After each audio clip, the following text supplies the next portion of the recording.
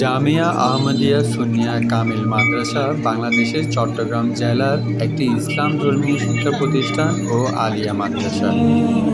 1954 সালে চট্টগ্রামের 16 শহরে সৈয়দ আহমদ শাহ সিরিকোটি এই মাদ্রাসাটি প্রতিষ্ঠা করেন। 2001 সালে জাতীয় পর্যায়ে সরকারি শিক্ষা জরিপে শ্রেষ্ঠ শিক্ষা প্রতিষ্ঠান সম্মাননা লাভ করে এই প্রতিষ্ঠান। বর্তমানে জামিয়া আহমদিয়া সুন্নিয়া আলিয়ার অধ্যক্ষ হিসেবে দায়িত্বরত আছেন মাওলানা কাজী মোহাম্মদ আব্দুল আলিম রিজভী সাহেব।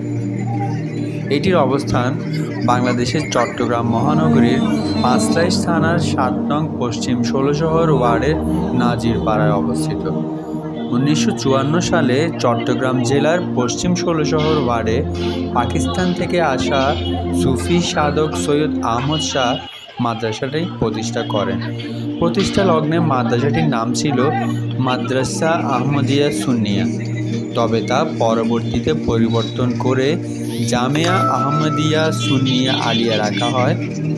প্রতিষ্ঠাতা সৈয়দ আহমদ শাহের উত্তরসূরি সৈয়দ মোহাম্মদ তৈয়ব শাহের 2 সন্তান সৈয়দ মোহাম্মদ তাহের শাহ ও সৈয়দ মোহাম্মদ সাবির শাহ মাদ্রাসাটির পৃষ্ঠপোষক রয়েছেন।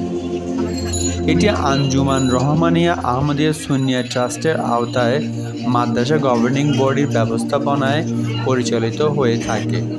এছাড়াও চট্টগ্রামের জামিয়া আহমদিয়া সুন্নিয়া আলিয়া সহ দেশের প্রত্যন্ত প্রায় 250 শতাধিক সুন্নি মতাদর্শ ভিত্তিক দ্বীনি শিক্ষা প্রতিষ্ঠান স্থাপিত হয়।